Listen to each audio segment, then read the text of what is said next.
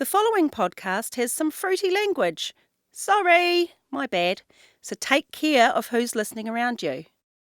Kia ora, I'm Anika Moa and welcome to my podcast. It's personal with me. Crazy, hey? I would cry. I'd listen to Prince or Sybil or Kylie Minogue on my record player and I would cry like a biatch. Yeah. And it was this thing that I don't know how I survived those formative years, but I did. And that resilience, that sense of like there's so much more to this, and I need to be around for something was so present in my life. This week I'm sat down with a trailblazer, Ramon Te Wake, and we go deep, man.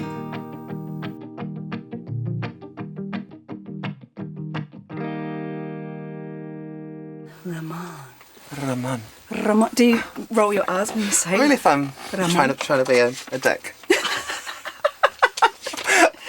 I just want to let you know that I watched the Boy, the Queen, and everything in between, like non-stop. Like I didn't. What was it like? It was in one sitting. So You binge watched it. Yeah, That's what the kids say. Yeah.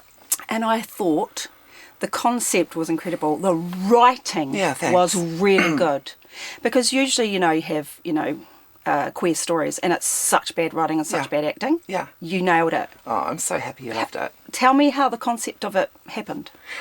So I mean, it's a love letter to the community, right? I grew up in the 90s as a showgirl, believe it or not, I did.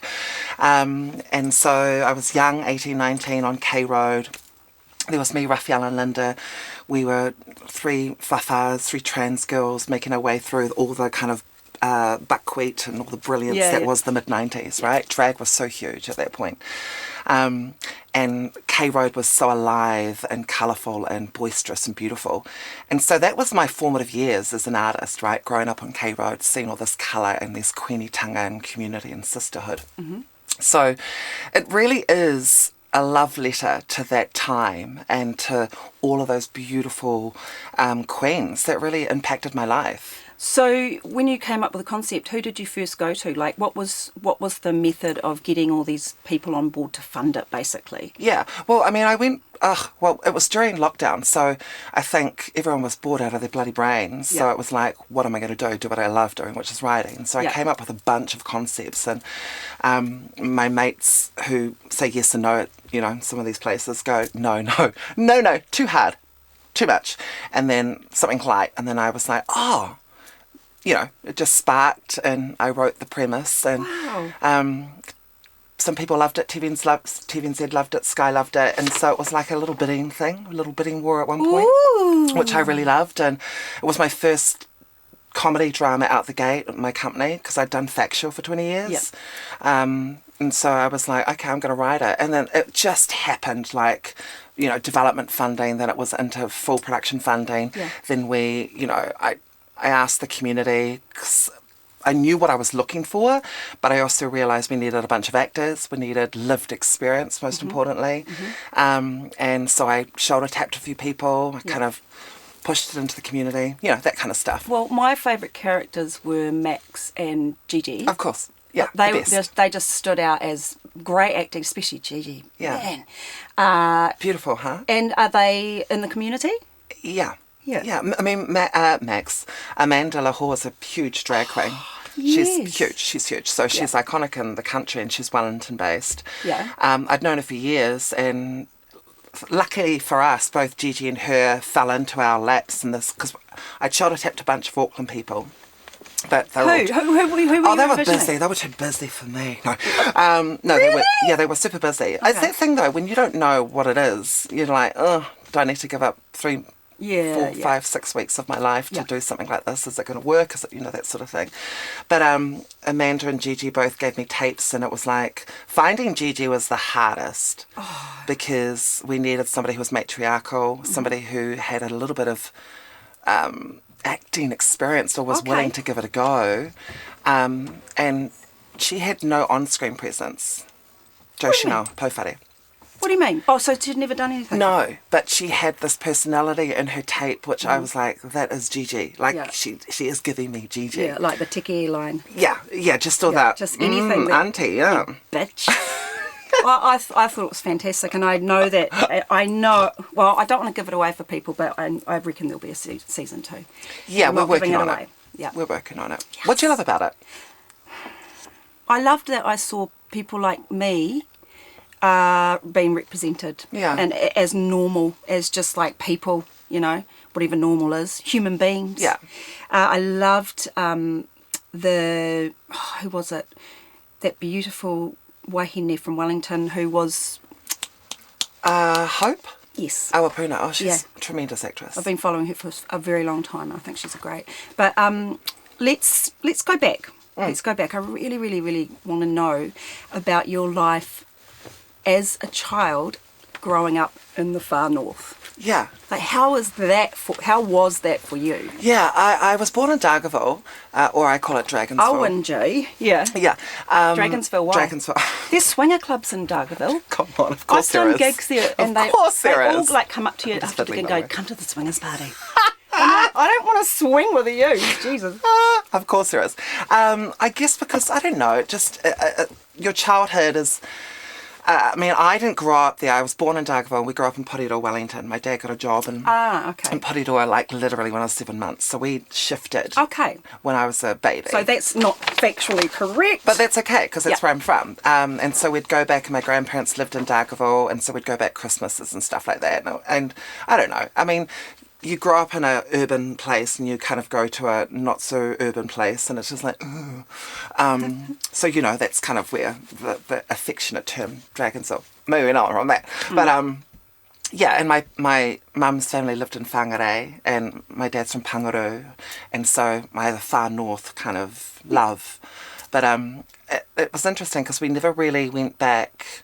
I mean, it's a typical urban story, right? You go back for tangi a lot of the time. Tangihanga, yeah. That's all you go back for, really. Yeah, until you put your... Sadly. Yeah, until you put your feet down in the soil, and then you kind of find yourself or going back... the high heels. I can't imagine you without them. I flick-flacked out of my mum with these on. Yeah. You represent you, I represent the lesbians. With my no shoes, my paru feet. We are in our stereotypical vibes. We are.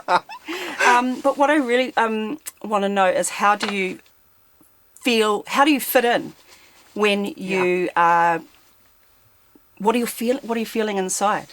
Yeah, I mean, it was tumultuous because I was new. I mean, my childhood was tumultuous, and it was filled with something that's been in my life forever, a dichotomy, like a contrast of incredible pain and incredible beauty. And I've always joscillated between, is that a word, joscillated between the two, and sometimes they marry and I create stuff from that basis. But it was a full-on time. I had a lot of love in the house. Siblings? Yeah, an older brother, 2.5 years older, Sai. You know, he's great. I love my brother. My mum and dad are still alive and still together, which I know is huge. And I love them, you know. I think it was really hard for my parents to figure out what to do with someone like me, because I was... Well, what were you talking to them about? Like, what was your... Well, I was just me. I mean, this has never changed. Yeah. I imagine this is 2, 3, 4, 7, 8. Okay. And as camp we knew from the moment we were in the womb. Yeah. Yeah, okay, cool. Yeah. And just kind of navigating that. So I'd get beaten up, I'd get bullied, I'd get, you know, tortured a lot by kids and stuff. And you grow up so quick. And the thing is, I'm not like, you know, the gays who could hide it. Yeah, because they'd be assuming you're gay. They're like, you're gay, you're a gay. Oh, why shouldn't be like a girl for her, you know? Like, but I'm like, I am. I am. So you had that confidence to know who you were, right? Yeah, and I would cry. I'd listen to Prince or Sybil or Kylie Minogue on my record player, and I would cry like a biatch. Yeah. And then I'd open up my door and go out to the world again. And it was this thing that I don't know how I survived those formative years, but I did. And that resilience, that sense of like there's so much more to this, and I need to be around for something was so present in my life. And yeah, Were your parents supportive, and did you have the support of any community growing up? Or was it just unknown? Just no one really wanted to ask those questions? Yeah, I mean, it's different for everyone. My my best girlfriends, who are girlfriends in my life today, we were girlfriends when we were 5. Yes. We found each other. We just instantly were just in each other's lives. I met Raphael, who was 11, and she's just like me. So we didn't understand what trans was, but we ended up trans evolving together and going on this journey together. So I had that sense of sisterhood from the very get-go. They're still in my life today. Like, we cherish our time. Wow. I think, my older brother was just like, like poofda, and my parents were just like, oh, I don't know what to do. Is this a phase? Is she going to grow out of this? And I... Would they use she back then? No, I'm just chucking that in. But I played rugby because my dad was a huge rugby, like the whole household was rugby. So I played for 2.5 years, and yeah, I did that. You did rugby? I did rugby. Were you good at it? Yeah, I was surprisingly good as a left winger. Well, because you're so tall. I know, but my first game, I think I ran back the other way, and my mum was like, the wrong way! And I was like, I don't care. So you're growing up, your parents are confused, your brother's calling you a poofda, you're getting beaten up. But, I always think about this when I decided to come out to myself. I say this to myself, not to anyone else. I was like, okay, Māori, woman, gay. Yeah. How the fuck am I going to survive and be successful? Yeah. But it drives you. So I'm assuming that drove you with all the things against you, being a minority, being transgender, Māori. Yeah. Like, how do you survive that? I mean, it's interesting because you, as an artist, you go, I love art, I love making. That's just the base. Yeah. Then you go, I'm Māori, who has to do this. So then you're set up for this, whatever this looks like. You're carrying, there's community, there's iwi, there's hapu. But you also have to work in te ao Pākehā. Correct, and you have to figure out a way to work harder to be seen, to be seen, all that stuff. Then I'm queer, Takatāpui, trans, and then it's like triple hard just to be... I mean, I started in the industry, 20 years ago, and... it was on a show called Takatāpui, God bless, 20 years. I remember huge. That show. Yeah, it's great. And but it's a very binary masculine industry. And I was in there walking like I fucking belonged there because I was like, well, you're here, I'm here. I mean, we're all here, but it was like, it was tough because people misgendered me, people underestimated me, and that's what I had to deal with. But that wasn't, I was used to it. I was used to kind of being underestimated because I knew the power in actually, you can stay there, but I'm going to go here. It's funny because when people misgender you, it's like they're thinking too much. Yeah. And going, this isn't a picture of what I assume someone should look like that has pronouns of she, her. Yeah. And that's something that we all need to really have a hard think about because people are just all over the show at the moment, right? Yeah. We're talking, what's her face, Harry Potter lady? Yeah, J.K. Rowling. Yeah. Have you seen all her tweets? Don't tell me I'm not a cis woman. It's like, oh, just stay in your lane, mate. Yeah, I'm not on social media much. I kind of got off it years ago. Yeah. I peek in, and sometimes I'm like anybody else who's like, oh, these stories are funny. Oh, and my friends send me stuff, but I very seldom post, unless it's for mahi or unless I feel kind of cute. But, so I'm off it because, last year, the year before, when Posey came, the net's horrible. It's a horrible place, especially if you're queer or trans in particular, and because we're political pawns at the minute, and it has been for the last... porn stars. Because we're political pawns. Oh, no. No, you are. And so I think just for a period of time, it was really... Everywhere you scroll was platforms and people talking about trans bodies as if they knew, trans experiences as if they understood, and just to kind of be mocked and jeered at and talked about and sexualized and degraded, it's not a nice place to be online. Online sucks if you're the target of conversation. It's toxic and it's not good for your brain.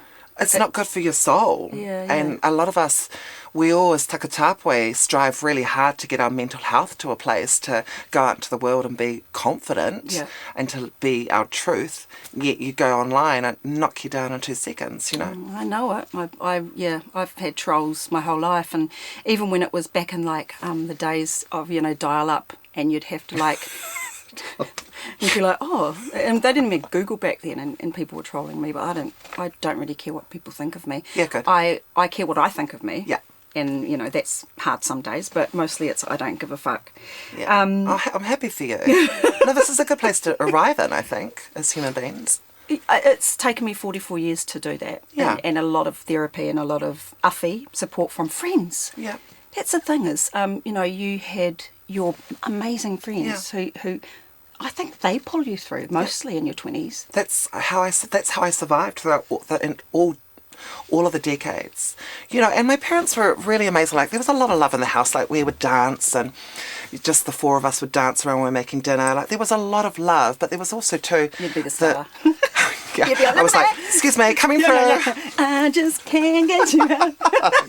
Oh, what is that one always have to get in the front? But there was also too, no one knew what trans was. Nobody knew what... My parents didn't have the internet. There wasn't,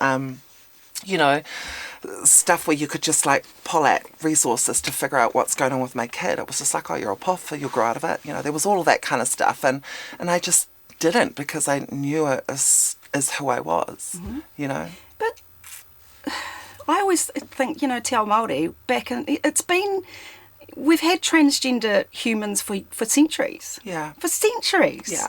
What did they do? Cover it up? Burn the books? What? Yeah. Like, Te Ao Māori, accepting. Yeah. Beautiful and accepting, and, whawhas and Samoa. How can people not understand it? Yeah, I mean, I think that's accurate, and especially with Indigenous cultures around the world, we've always existed. Takatāpui, there's books written on it. It's not like you just all of a sudden 1998 appeared and everyone switched. Yeah, but I think when you live in a society with binary outcomes, with, religious attitudes and all of these, and political footballing and all of these things that kind of swirl around, and, people tend to just go safe and go into the box, and then get fearful about just going, well, I've got a kid who's trans, or I've got a kid who's queer, or I've got a kid I don't know what my kid is. Like too much hard work box, tick that box. Yeah, so I don't have any anger or, weirdness towards my parents. I have tremendous love and aroha, because we were all trying to navigate this hard space, and I was a lot. Trust me, I don't want a lot. No, you don't seem like you would have been a lot. Oh, you're so sweet. It was a joke. I know. I'm a real bad actor, so that's yeah. So you're a writer, director, actor. You've been around forever. You even released albums. You're a singer. Did you write Hope's song in your program? Okay, here's a wonderful thing about that, because, I did music, like early 2000s.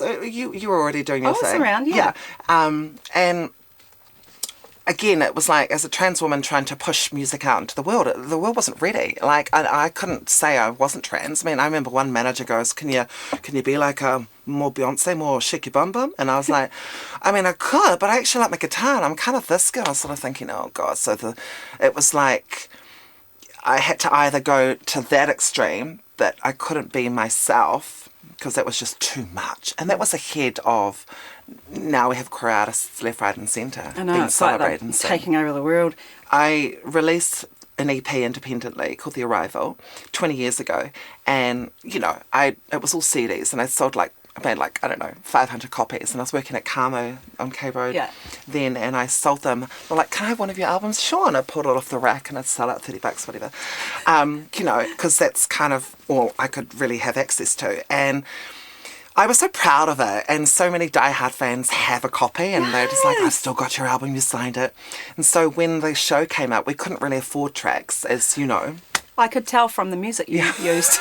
No, because it was great music, but I could tell you were restricted. Yeah. We could afford three, like Anika, Maxine, and I love that. Rainbows by... Yeah. Oh, I forgot the song. There's a beautiful ending song on... The marae scene. Yeah. Did you cry? No, I don't cry. Yeah, okay. And so I said, I've got an idea. I'll just use some of the songs from my album. So easy. that was so good for me, just to kind of go, oh, it's got a second life and it's doing its thing. Thank you. Good on you. Good on you. So what do you like the most? What's your biggest passion within the media industry? I think writing's easy because I get to kind of stay at home and be in my pajamas and write. Yeah. In your beautiful K Road apartment. Yeah, or not, or I'll write. Sometimes I'm on the treadmill and I see scenes, so I get inspired in different places, and I'm like, laptop up, but I love just creating a story. Yeah. And I think my storytelling reach has just always been a part of my life. I mean, it's evolved from performance and music and presenting and acting and directing and writing. It's just constantly evolving, and I think as long as I'm curious enough about art and story, I think I'll just always dabble into different places till the day I die. And do you feel proud that you are absolutely winning, and as a transgender Māori writer and in the industry, do you feel proud of that accomplishment? And is this your dream to show our stories for all of New Zealand or all of the world? Yeah, I mean, I've been doing... God, that question was hard to crack. I know, you were literally on the floor asking it. What am I trying to ask you? What am I trying... Sorry, I just had a brain fart. No, you got there. It was great. That's the goal. I mean, the goal is to work. We love working, and if you get to do what you love, I mean, that is living and that is success. I mean, I used to kind of grapple between the pressure of being somebody who has to think about my community and all that kind of stuff. I did have that. I went through some psychotic stage. Why? I don't know, because I think I've been on stages since I was a teenager, and people have always expected things from you. And I think there comes a time in your life where, you should go on that board, or why don't you go on this board? Why aren't you doing this more? Why aren't you doing things more for the sisters? Why aren't you, there was a lot of that, right? Too much noise.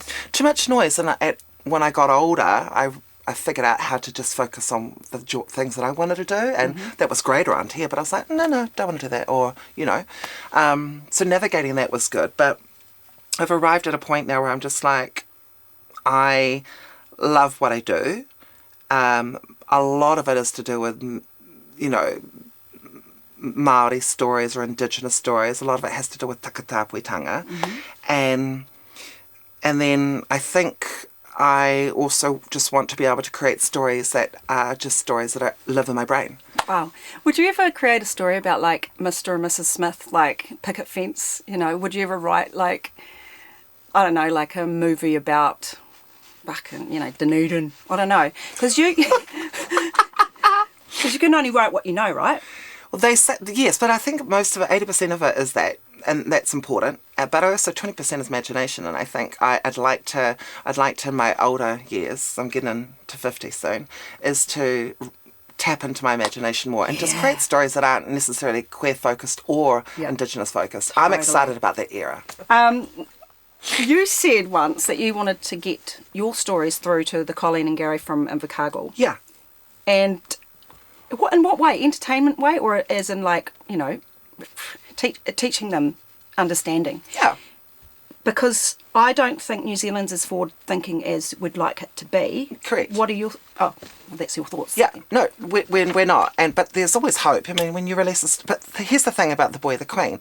It's not just a camp story of queens. It's actually a story between a father and a son. It's a love relationship between... That's the whole story. That's the whole story. Beautiful. So when you think about it, every single family from Dunedin to... What's that island? Stuart Island. And the other one, Waiheke and...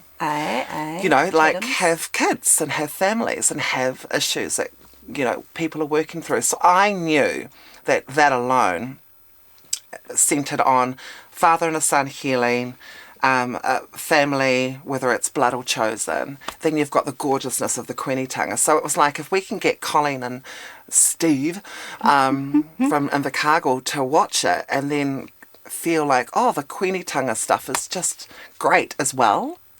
I don't know, this intergenerational healing and trauma. Yeah.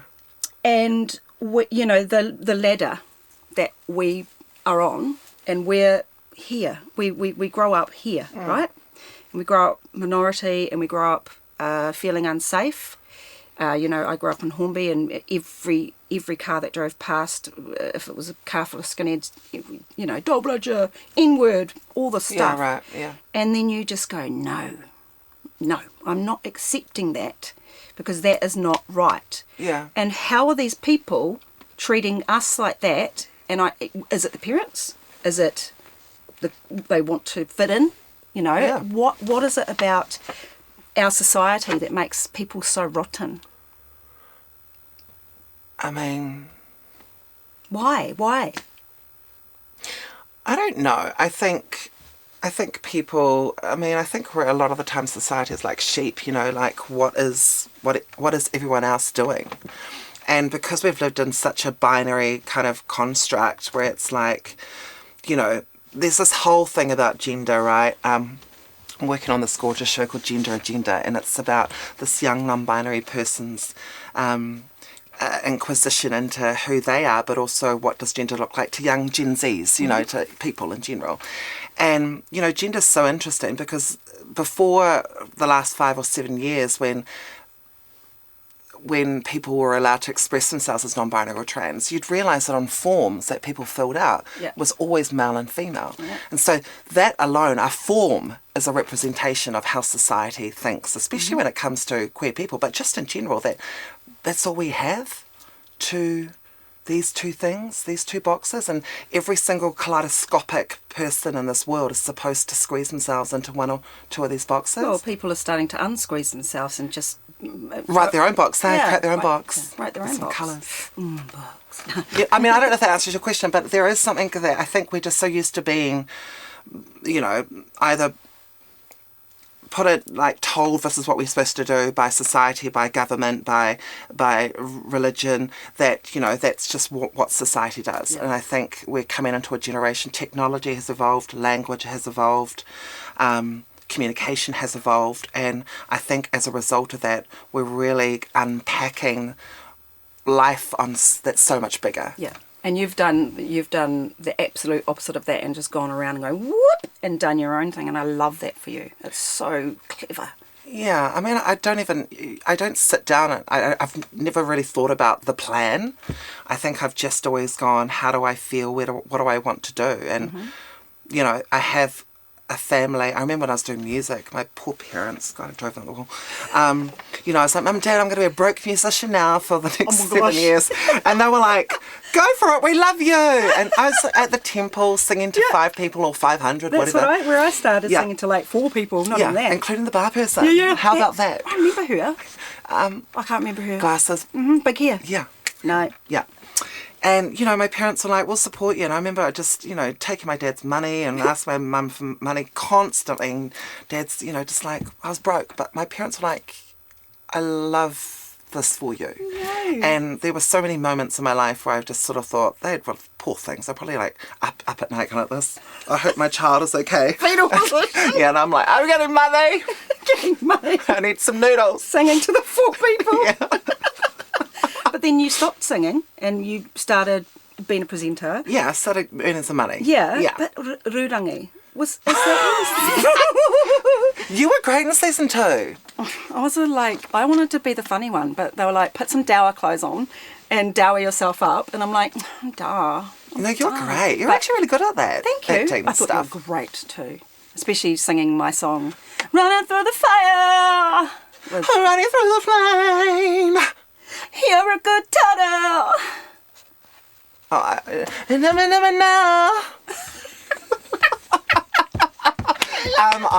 can't believe we got to do that. What a fucking treat that was, right? Yeah. I love Rurangi. What do you, do you love acting? Not hugely. Well, you were funny in your program. I've done a bunch of stuff, but I was too, yeah. Oh, what were you doing? You were doing like a cow noise or something. Oh, yeah. You hoary. And I was like, trust her to write herself in as that. To be fair, I did not. We were like, what's up? What have we got? I said, I'll do that. And my mind was sort of thinking, Yeah, I mean, now I know this. Yeah. I'm always thinking, how can I excuse myself in something? And a lot of it's for shits and giggles, and it was a good shits and giggles, so that was fun. So funny. Rurangi, I think Rurangi set the benchmark for kind of queer content creation in this country, here and also abroad. Tell people what Rurangi was about, just in case no one's watched it before. About a trans man who goes back to his home. He's left like 10 years prior, and since then has transitioned. Yeah. And it's just about him kind of healing and dealing with family and friendships. Especially his dad. Yeah, especially his dad. Yeah. And it's beautiful. Alice Carrot is the most stunning actor on the planet, and I just had such a beautiful, healthy crush on him when we were working together. No, it was healthy. Yeah. I said healthy. His wife's like, Yeah, dear Ramon, Yeah. I saw no. Yeah, and so, but the whole way it was created from behind the scenes in front was lived experience. It was, queer makers. It was caretaking. It was healthy. It was respectful, and it really did set the benchmark. Because after that, we went into Inky Pinky Ponky, and that also, even though it was Pacifica, it was very much had that same model of care and respect. And I was one of the directors, and one of the actresses was trans, so it was really just healthy and important to have that space that we could really take care of each other, me more her, which led us into The Boy the Queen. So, the model is there, and it's just really powerful when I think Kiwis, we're so good. I was in Australia for Tilda Film Festival promoing The Boy the Queen, and they couldn't get over how amazing New Zealand sets the kind of way forward. Yeah. And I was like, whoa, this is kind of special. They were like, Rurangi did this, and, Rurangi. Yeah. Rurangi. Here's a question for you. What are your thoughts on trans characters being played by trans actors? Great. Great? Isn't that great? What if it's not a trans actor and they're just dressing up as trans? Yeah, I mean, this debate was huge 10, 15 years ago. And, Like Priscilla. Well, sure. I mean, here's the thing about trans visibility on screen. Have you seen the documentary Disclosure? Laverne Cox put it together. No, I haven't. It's brilliant. Oh, no, I have. Yeah, I have. And it showcases the amazing. Trans visibility on screen for the last 100 years, right? Yeah. And how from the very get-go, trans people have been the butt of jokes. It's deception. It's, it's always like the girl dressed up there with Adam's apple, and it's always really like, I'm a man. And they're like, well, that's a trans woman. So we've been through the ringer when it comes to visibility on screen. And so I think to have cis people play trans or queer characters, it's just what happened. I think you can just toss that up to cinema being dumb, but that's kind of choices, right? Now we live in an era where we can't do that any longer. It's not seen as respectful. It's not seen as blah, blah, blah. I mean, I'm not saying that every actor should never go for a character because a lot of queer people play straight people. I feel like there's got to be a respectful way of doing it. But I'm all for queer and trans people playing themselves. I think it's super cool. And, to be fair, we don't often get the roles. 15 years ago, those sorts of roles weren't really in our grasp, but now they're in our grasp. And I think, to have that as possibility is a long way. Yeah. We've come a long way. A lot of trans people I know just want to act. Yeah. They want the opportunity to act, and I think that's cool. Yeah. I mean, it's still shitty, don't get me wrong. It's still really chaotic out there. Getting there, eh? We're moving, What are your plans for the future? Like, what are your dreams for? I want a couple of kids. No, I'm kidding. I could surrogate, because I still want kids, but I'm too Wait, old. how many do you have? 4 that I know of. Wait, and you want more? I want more. I can't though, too well. I don't think you're too... I mean, that's not true. I can surrogate. You? Yeah. Do you really want kids? No. Aww. That was a joke 1 minute ago. Oh, okay, calm down. You're such a bitch. No, I don't want kids. Sorry, I didn't know I brought that up because now I have to backpedal. Future. You're funny. I'm really excited. I've got some really great stuff happening in America at the minute. To be fair with you, the older I get, the less I want to work. Yay, good. And I just kind of want to, like, have something really big happen, like sell my series to America so they can turn it into a US format. Yes. Is kind of my goal. Because I'd like to, like, I don't know, buy something for the first time in my life. Instead of noodles. Yeah, instead of noodles. Like, instead of borrowing something or renting something, I'd like to buy something. You get to 15, you sort of think, I've worked so hard, there's got to be a payoff. And if I play my cards right, I could, have something where I could travel a lot more. I could pick projects. I could tell stories that I want to tell and not work for other people. Mm-hmm. That's my goal. It's just to be a lot more independent, a lot more creative fulfilled. Yeah. And do stories that I love. Okay. And travel. Yeah, not asking for much, with my 2 kids. Oh my God. And me. Can I nanny them? Yes. This might be, I've only got a few more questions for you. Oh, shit. This might be a little bit touchy. Like in the physical way? Or? If you want it. If you want it, baby. If you want it, baby. Oh dear. I'm the third top twin. Anyway.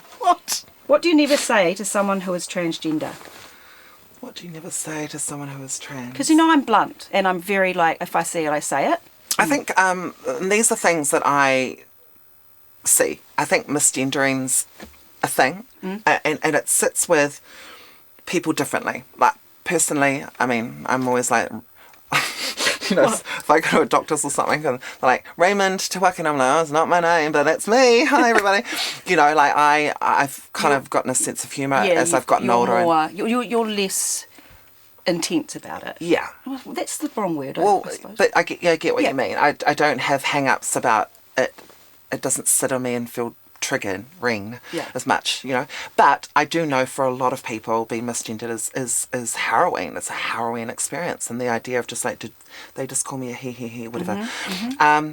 And also, what's another one? Yeah. Dead naming, I think, is a big thing.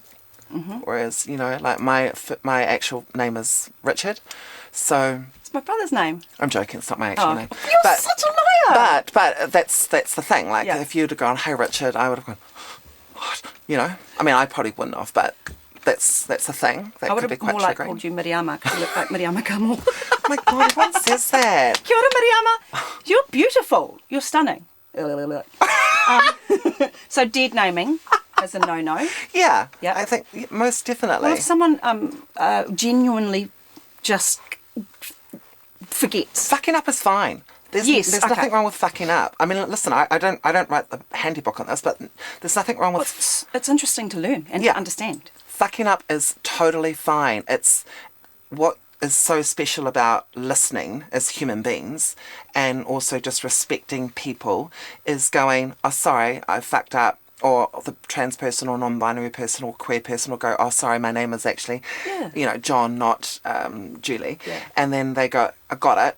Learning is the best thing you can take away from it. It's like Mario and Muriel. Yeah. But when you do it 2, 3, 4, 5 times, you realise somebody's not listening, someone's being disrespectful, and that there is a much bigger thing happening. And then you have the choice to actually go, actually, didn't I tell you, motherfucker?